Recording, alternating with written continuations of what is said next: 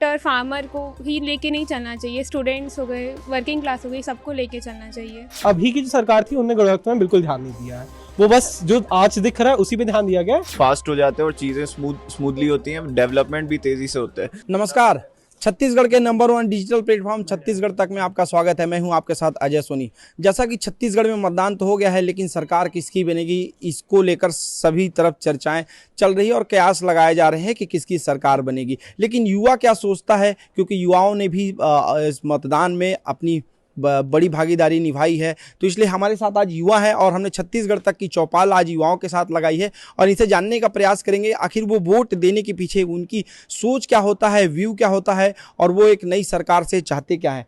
तो छत्तीसगढ़ तक में आप सभी का पहले तो स्वागत है। आप युवा हैं और भविष्य हैं, आप अगली पीढ़ी है इस राज्य के, तो बताइए क्या रहता है व्यू, क्योंकि अब नई सरकार आने वाली है, क्या सोच रहे हैं आप लोग सरकार के प्रति व्यू, सरकार के प्रति हम युवाओं का व्यू यही है कि जो शिक्षा है, सर्वप्रथम यदि बात करें तो यूथ के लिए और जो स्टूडेंट्स हैं उनके लिए शिक्षा महत्वपूर्ण होती है। साथ ही साथ शिक्षा के बाद हमें रोजगार की महत्वपूर्ण आवश्यकता होती है।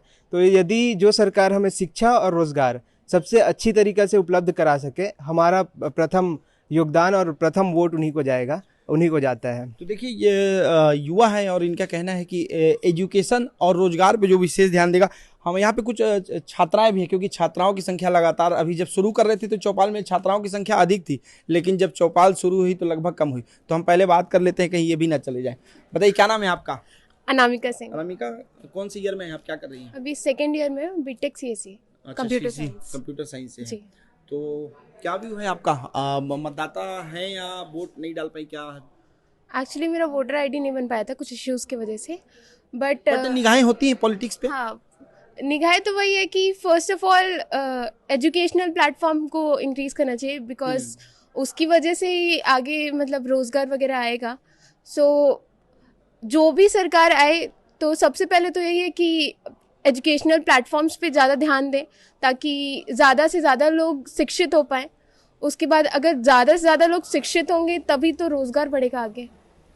तो रोज़गार ज़रूरी है, तो उसके लिए एजुकेशन ज़रूरी है, तो एजुकेशन पे मेन फोकस होना चाहिए। वोटिंग हो गई जैसा कि अब, लेकिन अब ये लोगों के दिलचस्प रुचि इस बात में है कि सरकार किसकी बनेगी। तो सरकार किसकी बनी वो मैटर नहीं है, कैसी बननी चाहिए अब, क्योंकि नई सरकार बनने वाली। पिछला 5 साल देखा आपने, कुछ तुलनात्मक रहती है कि इन गवर्नमेंट ने ये किया, आगे वाले गवर्नमेंट ऐसा होना चाहिए। इस पे मैं कुछ नहीं बोलना चाहूँगी। अच्छा, कुछ नहीं बोलना पाएंगे। आपका क्या मत है मतदान गवर्नमेंट को लेकर? सरकार कैसी होनी चाहिए? सरकार सबके हित में होनी चाहिए, स्टूडेंट्स के हित में। सिर्फ एक सेक्टर फार्मर को ही लेके नहीं चलना चाहिए, स्टूडेंट्स हो गए, वर्किंग क्लास हो गई, सबको लेके चलना चाहिए। अभी जैसा कि गवर्नमेंट आपने दोनों ही दलों को जान रही है कि छत्तीसगढ़ में भी किसकी सरकार है और कौन कौन में किसके बीच में मुकाबला है। इन लोगों ने घोषणा पत्र जारी किया। घोषणा पत्र को लेकर आपका कॉन्सेप्ट रहता है? घोषणा पत्र को लेकर दिलचस्पी होती है कि उसमें क्या क्या शामिल रहेगा? उसमें बेसिकली फार्मर्स के लिए ही दिया होता है, स्टूडेंट्स के लिए तो बहुत ही कम रहता है। रोजगार वगैरह भी बोलते हैं आता है घोषणा पत्र में, पर निकलते नहीं है वैसे वैकेंसीज। कुछ दिनों से चर्चा आ रही है, रबड़ी और रेवड़ी की बातें होती है, उसको क्या किस तरह से देखती हैं? रबड़ी रेवड़ी मतलब नहीं समझती?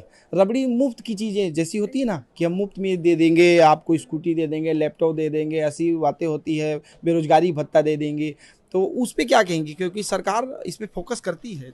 फ्रीबीज देते हैं बट वो मतलब फ्रीबीज को सपोर्ट नहीं करती मैं। गुड, ये इनका भी है फ्रीबीज को, आप इस पर क्या कहेंगे? मेरा कहना ये रहेगा कि फ्रीबीज एक बहुत ज़्यादा कॉम्प्लिकेटेड टॉपिक है।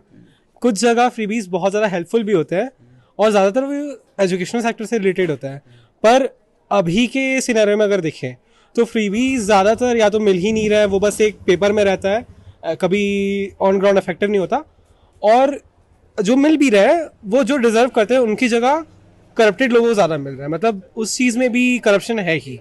तो मेरे ख्याल से पहले वैसे फ्रीबीज अगर दे रहे तो मॉनिटर होना चाहिए, और फर्स्ट स्टेप ये होना चाहिए कि फ्रीबीज सोच समझ के दिया जाए, क्योंकि एट दी एंड वो लोन हमारे स्टेट के ऊपर ही आ रहा है। ये चीज़ लोग रियलाइज़ नहीं करते हैं वोट देने से पहले कि ये गवर्नमेंट ज़्यादा फ्रीबीज दे रही है, ये कम दे रही है, तो हम ज़्यादा फ्रीबीज देने वालों को लेंगे। जो फ्रीबीज आ रहा है वो आपके पैसे से ही आ रहा है, आपके टैक्सेशन मनी से ही आ रहा है, और अगर टैक्सेशन मनी से नहीं आ रहा है तो स्टेट गवर्नमेंट लोन लेती है उस चीज़ का। और अगर आपको थोड़ा बहुत भी इंटरेस्ट है कि क्या हो रहा है आपके स्टेट के बारे में, तो आप जाके इंटरनेट में चेक कर सकते हैं, ईजिली मिल जाता है कि आपका स्टेट कहाँ स्टैंड कर रहा है लोन में। तो आपको रियलिटी दिखी जाएगी। जो गवर्नमेंट ज़्यादा फ्रीबीज में फोकस करती है और ज़्यादा बातें करती हैं कि हमने इनके लिए इतना किया, इनको ये दिया जा रहा है, हम इतना फार्मर्स को लोन माफ़ कर देते हैं, वो प्रॉब्लम और उस चीज़ का प्रेशर आपके ऊपर ही आएगा एट द एंड, जो टैक्स पेयर्स हैं।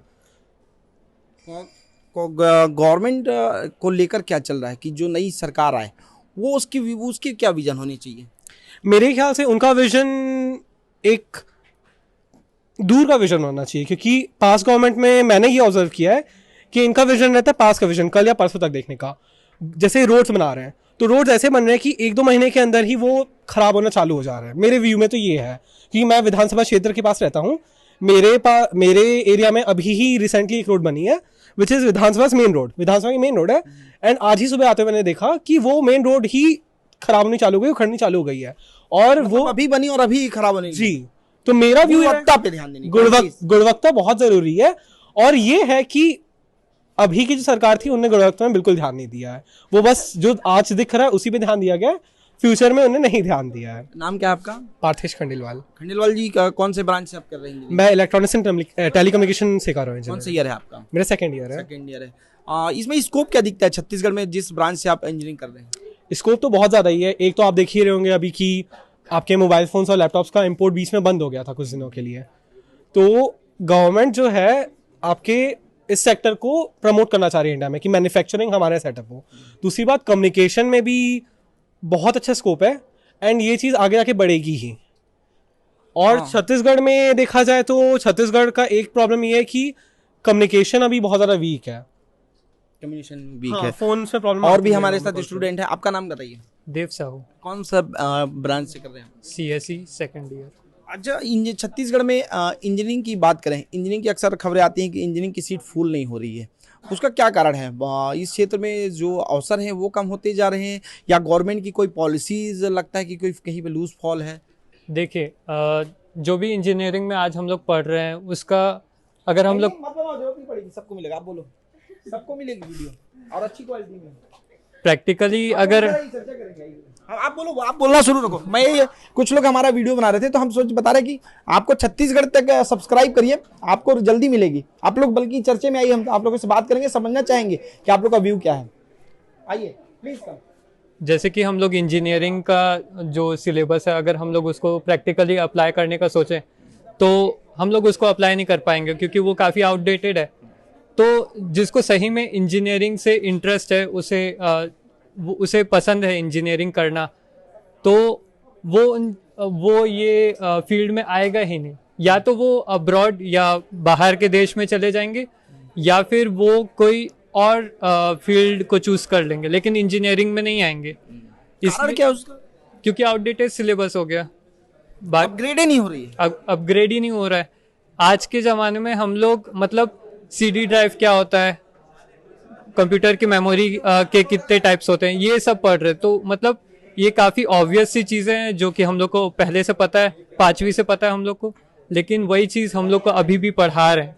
तो कौन आना चाहेगा ये इंजीनियरिंग करना? अच्छा, यहाँ पे बच्चे बहुत, मैं ना चाहूँगा पॉलिटिक्स को कौन ज़्यादा समझता है और वो पॉलिटिक्स में रुचि किसकी है? आप सब में पॉलिटिक्स में रुचि है आपकी? किस तरह की पॉलिटिक्स में आप इन्वॉल्व होते हैं? सर मैं तो ज़्यादातर सेंट्रल गवर्नमेंट की पॉलिसीज फॉलो करता हूँ, मतलब सेंट्रल लेवल पे मुझे ज़्यादा नॉलेज है। कौन कौन सी स्कीमें हैं नरेंद्र मोदी की, क्योंकि अभी बीजेपी की गवर्नमेंट है, कौन कौन सी स्कीमें हैं? और सरकार अक्सर ही बोलती है ना कि भेदभाव हो रहा है, हम सेंट्रल की स्कीमें ग्राउंड पे नहीं पहुंच पा रही है, और स्टेट गवर्नमेंट कहती है कि सेंट्रल गवर्नमेंट भेदभाव कर रही है। तो निश्चित तौर पे अगर आप उस पर वॉच कर रहे हैं तो इस चीज़ों पे भी आप एनालिसिस करते होंगे। सर ये चीज़ तो बहुत पहले से सबको मालूम है कि अगर स्टेट गवर्नमेंट और सेंट्रल गवर्नमेंट सेम हो तो चीज़ें प्रोसेस बहुत फास्ट हो जाते हैं और चीज़ें स्मूथली होती हैं, डेवलपमेंट भी तेज़ी से होता है। लेकिन अगर हम बात करें कि आपने बोला पॉलिसीज़ कौन सी अच्छी लगती हैं, तो आप देख सकते हैं अभी जैसे एक गृह योजना किया था सेंट्रल गवर्नमेंट ने, करीब 2.5 करोड़ घर बनाए गए थे पूरे देश भर में और उसका पूरा डाटा भी रखा हुआ है कि उतने लोगों को घर मिला। उसके बाद फिर पिछले अगर 10 साल में इस सरकार की बात की जाए तो बाथरूम की जो प्रॉब्लम थी, करीब अब 85% एक स्टैटिस्टिक्स आया था न्यूज़ में जो छपा था, 85% घरों में अब बाथरूम है और वो यूज़ करते हैं, जो स्टैटिस्टिकली अभी से 10 साल पहले बहुत ही कम था। साथ में सिलेंडर भी बहुत सारे घरों में जहाँ पे उज्ज्वला योजना की तरह। हाँ, उज्ज्वला योजना के तहत जहाँ पे चूल्हे में पकाया जाता था, लोगों की सांस की दिक्कत आती थी, तो वहाँ पे ज़्यादा सिलेंडर बांटे गए और मतलब अब क्लीन फ्यूल का ज़्यादा कंजम्पशन हो बट रहा है। उसमें रिफिलिंग की समस्या आई, जिस आंकड़े के तहत उज्ज्वला योजना के तहत कनेक्शन दी गई, बट उसके कंपैरिजन रिफिलिंग देखेंगे तो बहुत कम है। क्योंकि ग्रामीण क्षेत्रों में वो उस पर डाइवर्ट नहीं हो रहे हैं। जब साथ में मिला उस सिलेंडर को तो यूज किया, बट उसको रिफिलिंग में वो आंकड़े नहीं दिखते, तो उसमें क्या लूज होल दिखता है आपको? सर एक्चुअली हुआ क्या कि यूपी में जो बुंदेलखंड वाला रीजन था, वहाँ पे एक रिपोर्ट बनी थी कि वहाँ के जो गांव के लोग थे वो वापस रिफ्यूल नहीं करवा पाए या नया एलपीजी सिलेंडर नहीं ले पाए।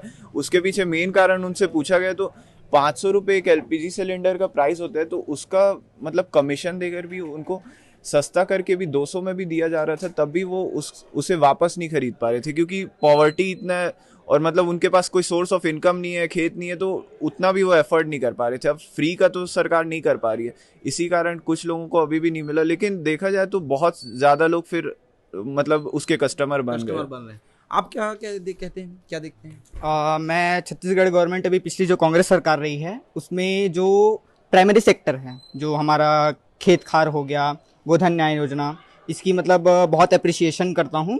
एंड लेकिन हम लोग जो इंफ्रास्ट्रक्चर है, जो डेवलप सिटी है जैसे रायपुर हो गया, तो रोड्स बहुत बेकार हो गए हैं, तो इंफ्रास्ट्रक्चर पे पिछली सरकार ने ध्यान नहीं दिया है, ये मैं बोलना चाहूँगा। लेकिन जो विलेजेस है वहाँ पे सड़क बने हैं, लेकिन जो यहाँ रायपुर हो गया, मेन सिटी हो गया, बिलासपुर हो गया, उतना मेरे को इंफ्रास्ट्रक्चर में डेवलपमेंट नहीं दिखता। इंफ्रास्ट्रक्चर नहीं, निश्चित रूप से ये शिकायतें रही हैं। आप कैसे देखते हैं सिनेरियो गवर्नमेंट का, पिछले गवर्नमेंट? मैं जितना जानता हूँ उस हिसाब से अब मैं लोकली ही बात करूँगा। हाँ, बिल्कुल। तो मेरा जिससे कनेक्शन है, तो बाकी आप ना देखें तो जैसे कि जो सेंट्रल गवर्नमेंट की जितनी भी इंजीनियरिंग कॉलेजेस हैं, IIIT हो गई नया रायपुर, IIT भिलाई होगी, वो सारी तो ठीक है, बट स्टेट गवर्नमेंट का जो बेस्ट कॉलेज है रायपुर में, उसको एस्पायर होना चाहिए कि ये यही है ना बेस्ट कॉलेज, GEC। बेस्ट तो है, लेकिन वो अगर छत्तीसगढ़ का एक वो है कि हमारा ये नेशनल स्टैंडर्ड अगर स्टेट का कॉलेज है, जैसे मैं अभी आपको बोलने का मौका दूंगा। मैं इंटर किया तो मैं वहाँ पे लिखा था नेशनल इंस्टीट्यूट ऑफ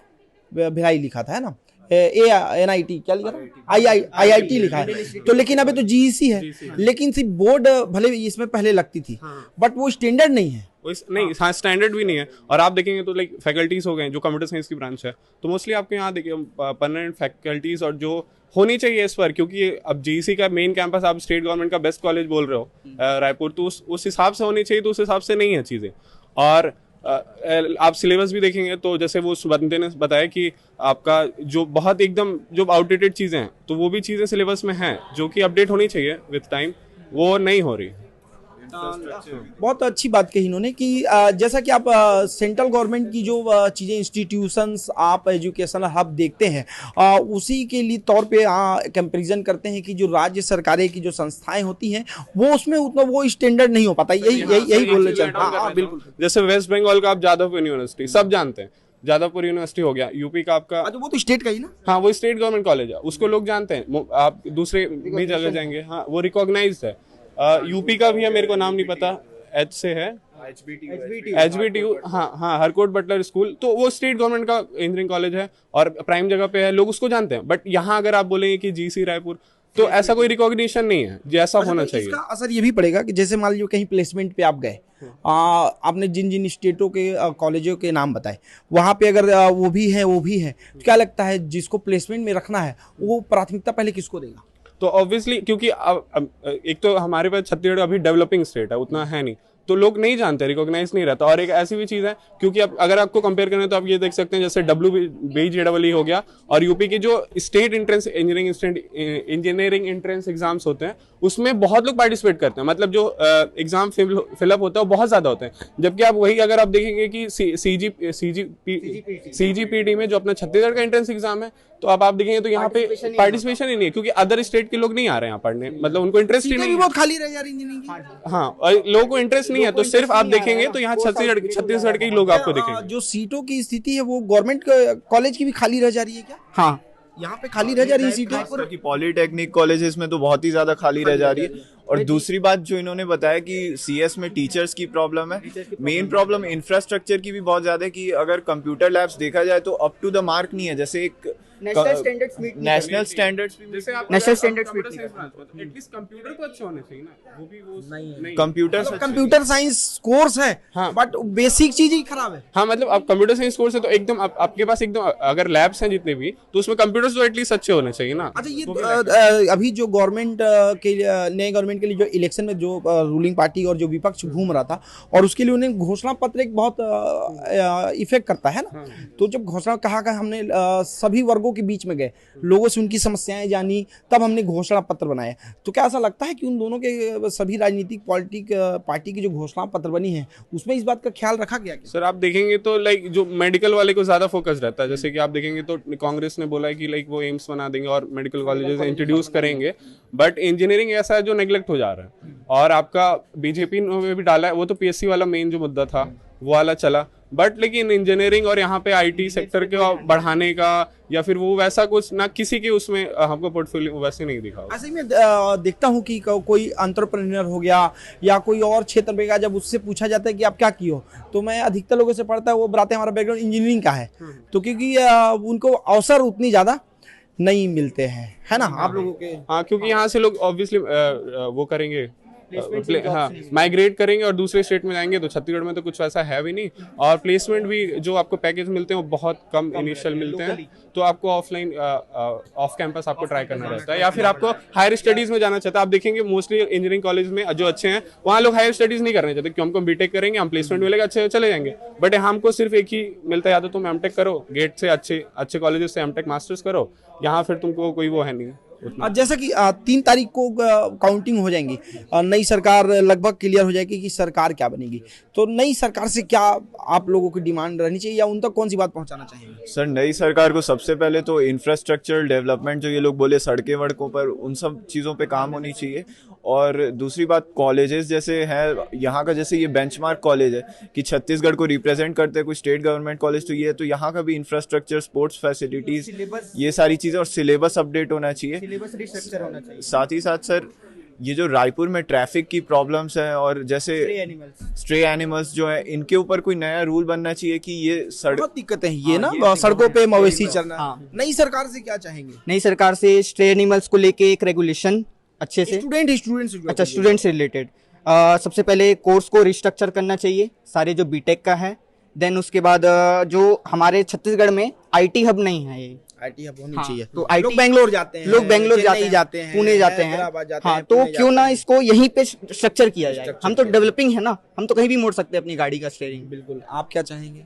बस यही है कि आईटी सेक्टर को डेवलप किया जाए ताकि इंजीनियर्स लोग आगे बढ़ पाए, बिकॉज सबसे प्रॉब्लम यही है इंजीनियरिंग की छत्तीसगढ़ में, यहाँ कोई स्कोप नहीं है इंजीनियरिंग का।